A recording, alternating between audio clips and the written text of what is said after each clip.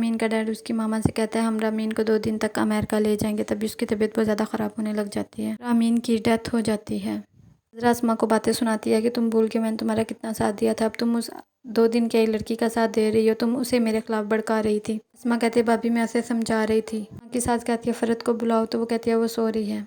को सब मर्द घर आते हैं।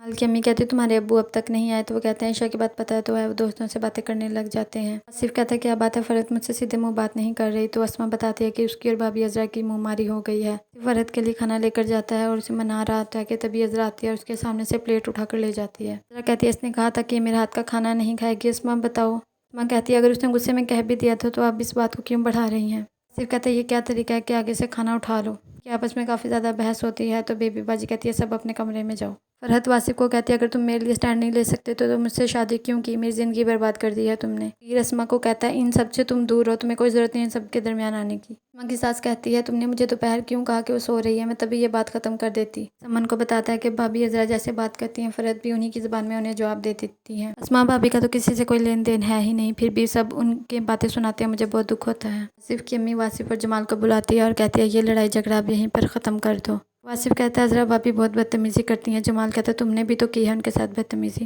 वासिफ कहता है फ़रत को मैं बुला रही हूँ। फ़रत कहती है जिसने बात करनी है वो यहाँ पर आए, मैं किसी के सवाल जवाब नहीं दूंगी। अगर तुमने मुझे छोड़ना है तो छोड़ दो, मुझे कोई फ़र्क नहीं पड़ता। अज़रा की सास उससे कहती है तुम्हें भी तो उसके माँ बाप के खिलाफ कोई लफ्ज़ नहीं बोलना चाहिए था, सबको ही बुरा लगता है। तभी वासिफ और फ़रहत आ जाते हैं तो बेबी बाजी कहती है अज़रा चलो फ़रहत को गले लगाओ। अज़रा मुँह बनाकर फ़रहत को गले लगा लेती है। नाज बेबी बाजी से मिलने आती है और कहती है मुझे तो फ़रहत भी अज़रा की तरह ही लगती है। बेबी बाजी कहती है अज़रा तो ऐसे बोलती है कि मुर्दों को जवाब देना पड़ जाए, वो तो फिर जीती जागती इंसान है। गुलशन अज़रा को इस बाबे के पास लेकर आती है और अज़रा उस बाबे को कहती है मैं चाहती हूँ कि मैं अलग हो जाऊँ। फ़रहत अपनी दोस्त को बताती है कि अज़रा भाभी ने मुझे गले लगा लिया और मुझे यकीन नहीं आ रहा था। उसकी दोस्त कहती है तुम्हें भी ये सब चालाकियाँ सीखनी होंगी, मेरी भाभी की भी यही हरकतें हैं। समन कहती है अपने हक में बोलना सीखे, नहीं तो जिस तरह अज़रा भाभी आप पर हावी हैं ऐसे ही फ़रहत हो जाएगी। अस्मा कहती है हमारी अम्मी ने आगे से जवाब देना हमें सिखाया ही नहीं कि एक चुप सौ को हरा देती है। सिबी अस्मा भाभी के साथ गुस्से होता है और कहता है आपको क्या ज़रूरत थी फ़रहत की भाभी अज़रा को बताने की। मन कहती है अज़रा भाभी ने कान लगाकर सुनी थी, आपको